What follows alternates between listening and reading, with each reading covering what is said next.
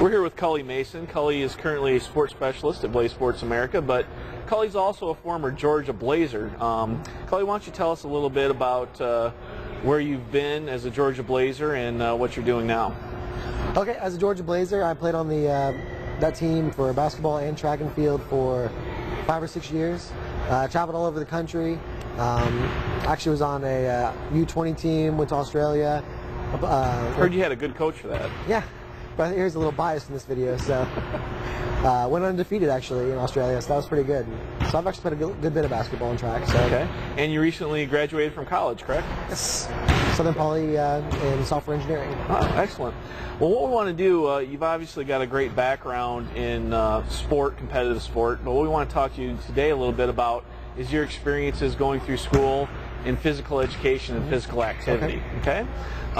First question, why don't you just describe what a typical day was for you in PE? Well, I think it's kind of divided. I'd like to start with middle school, because middle school was kind of the strange years where they tried to incorporate me, but they had no idea how. If I had to sum up my 3 years of middle school, I learned how to juggle, and I learned how to throw a Frisbee. They worked on that for 3 years, and literally my day would be, they'd bring in 3 balls or 2 balls, whatever, and they'd say, you know, step 1, and then they'd take me out in the back. If the rest of the school was doing outdoor activities, I'd learn how to throw a Frisbee. I did that for 3 years, and for high school, for the most part of it was a study hall. Really wasn't incorporated. It wasn't until my senior year where I really started getting serious in sports, where I stepped up and kind of asked the teacher if I could do my own thing. Okay, so you actually engaged the teacher and tried to get some more resources from them. So how did that work out for you? As far as them helping me at all, it really was just providing a facility and making sure I had a basketball. I spent my PE class just by myself, practicing on my own. Okay, so getting back to middle school, essentially, you know, the national standards require that students receive education and development in motor skills and agility. So from your experience, you really didn't get any of that. No, I mean, and to be honest, they weren't really good at what they were doing anyway. Like, I can tell you right now, I still can't juggle, and I'm a terrible Frisbee thrower, so as far as that goes, no. I mean, no. Okay, so getting back to middle school, we know as you got into high school, you became a competitive athlete at the national and international level. Right. But in middle school, were you even aware of all those opportunities that were available to you?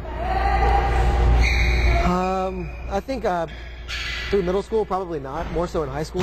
Middle school, I think that's why I was so secluded from the PE program, because, you know, I just assumed that was the normal standard.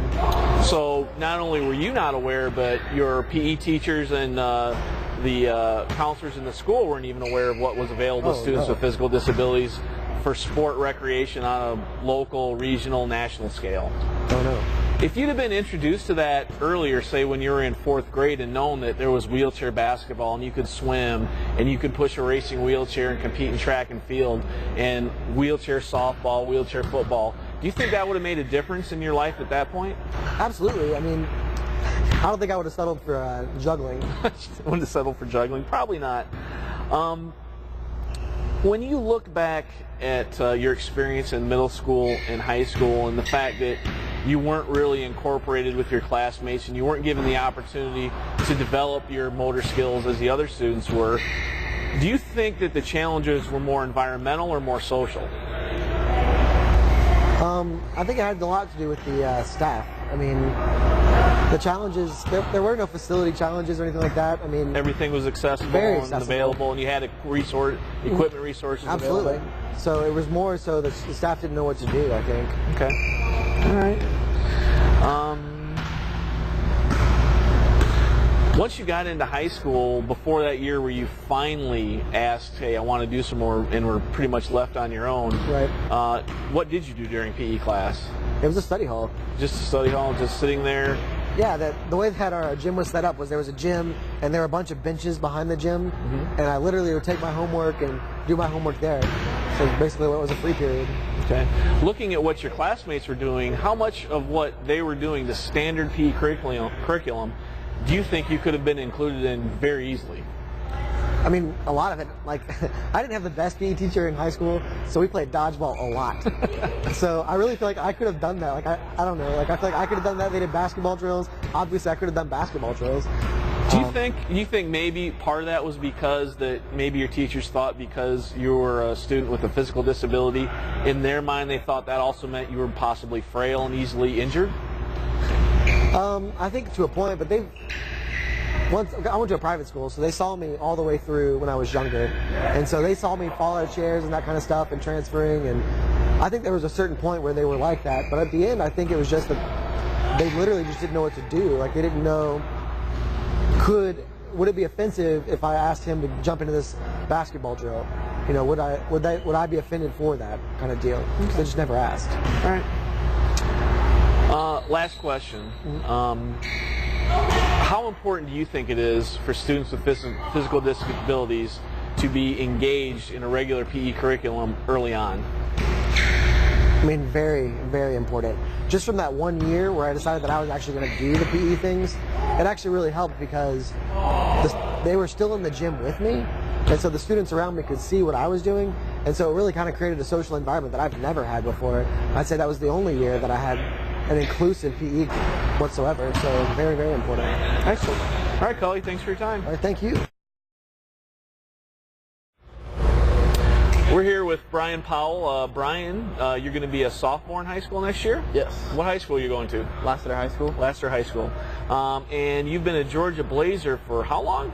About 6 years. 6 years, and what sports do you participate in? Wheelchair basketball and also wheelchair track and field. And I hear you're a pretty good club thrower. Yes, I've broken the national record two times.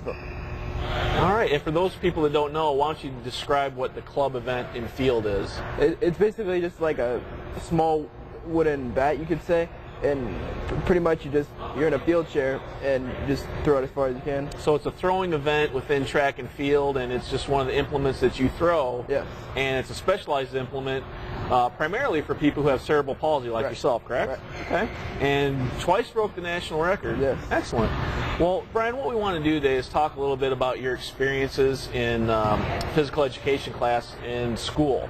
So why don't you just think back to both middle school and now that you're in high school. I know PE is really an elective, so you're not required to take it, but back in middle school, junior high, why don't you just kind of tell us what a typical day in PE class was like for you? Well, when I went in, they asked me what I could do, and I told them, I mean, I would try anything they could, but most of the time they thought I couldn't do what they did, like I would get hurt, or they just didn't want to take a chance, so they would just tell me to sit in the a corner in the gym and just wait for them to be done of whatever they're doing, and then just end the class and have me go on with my day. So basically, as your classmates were engaged in the PE curriculum, you were basically excluded, just sitting there not doing anything. Right. You weren't moving your wheelchair. You weren't engaged in any agility improvement, and you said that you really weren't aware of what you could do. You just said you'd try anything. Yeah. So you really didn't have a good idea of all the things that you were capable of doing. With that, I would assume that you really, at that point, were you aware that there was such things as wheelchair basketball and swimming and track and field for people with disabilities? No, not at all. I wasn't aware. How did you first find out about those opportunities? Well, I went to a Blaze sports camp, and from there, I met people that were with wheelchair sports, and they introduced me to it and let me know what I could do. Okay.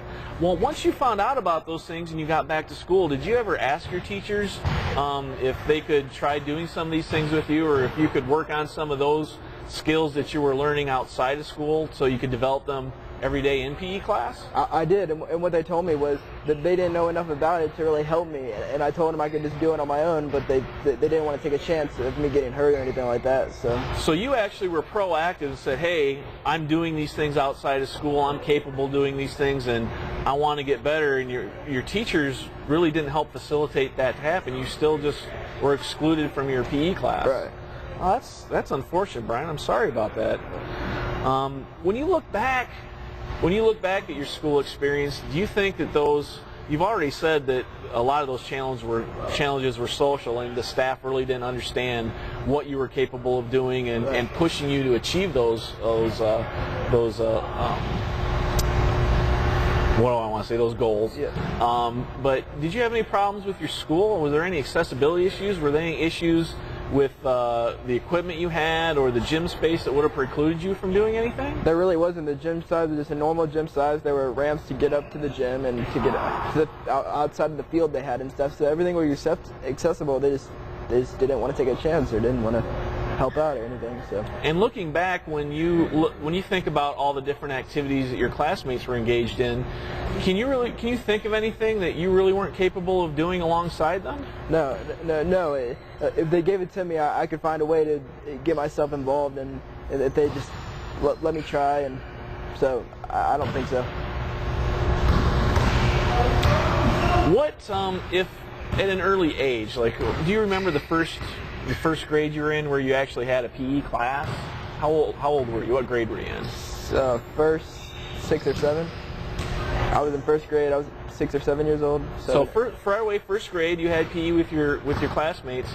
When you think back of all the skills that you've learned through participating with Blaze Sports in wheelchair basketball, particularly, which is a very agile sport, and all the skills you needed to develop to get better at that sport,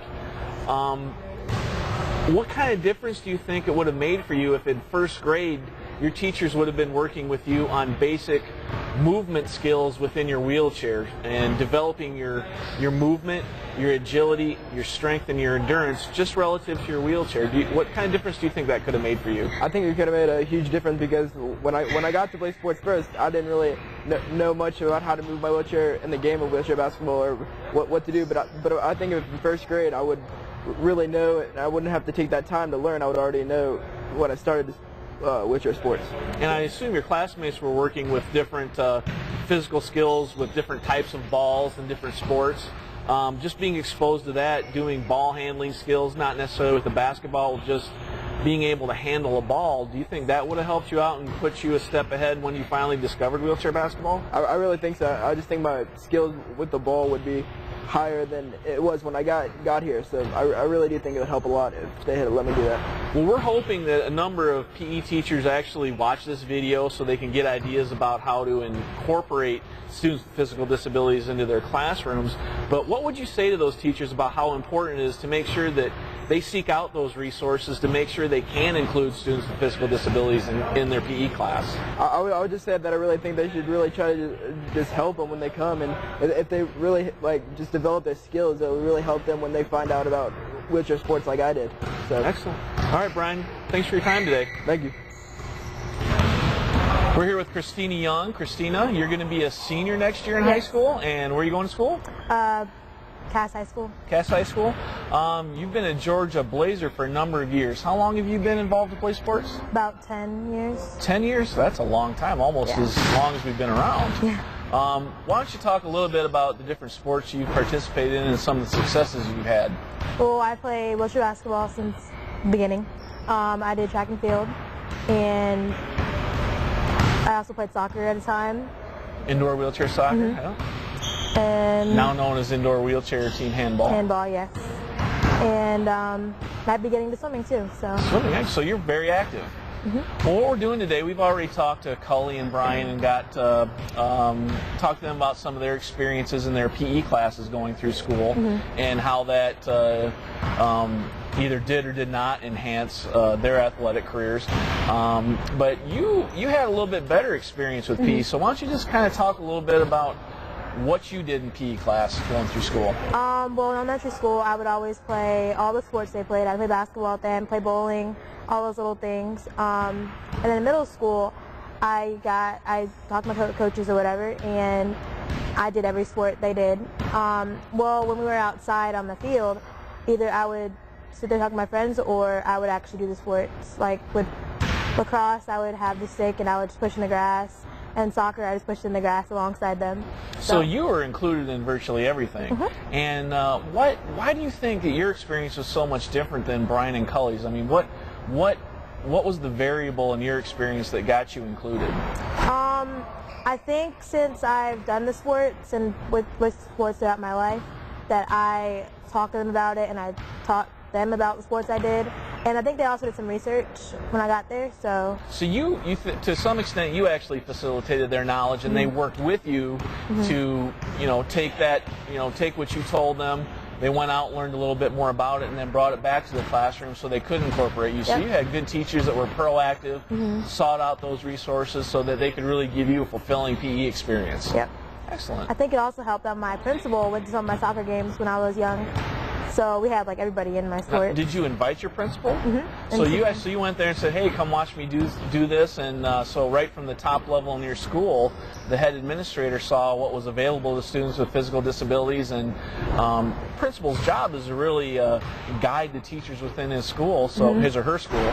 So your principal is really able to give them the mandate to keep you active and keep you going and meet the requirements of the national standards for physical education and meet the requirements of the law that students with physical disabilities need to be included and incorporated into the PE curriculum.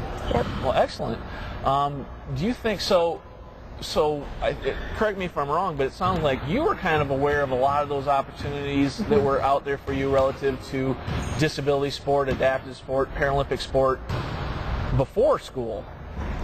Yeah. Well, how did you find out about those? I started playing sports with my brothers and sisters, and then I met people and got into disabled sports teams. Okay. And then I got into Blaze, which taught me everything I need to know about sports. Excellent. And it got me to where. Christina, look back and think about how your life might be different relative to physical activity and sport if you hadn't gotten that early exposure and your teachers hadn't exposed you. For instance, if you'd gone through middle school and junior high and had a different experience more similar to what Cully and Brian had, where you were just relegated to the sidelines, how different do you think your experience now would be? Do you think you'd be the athlete you are? Nope, I would not be. I probably wouldn't be in sports if I haven't done anything when I was younger. Do you think you'd be as healthy as you are? No. What about? Not at all. Think you'd be as happy? Probably not, because through all this I've made so many friends through sports, and if I didn't have that, I would not be happy. I don't think, not as happy as I am now. So for you, a great school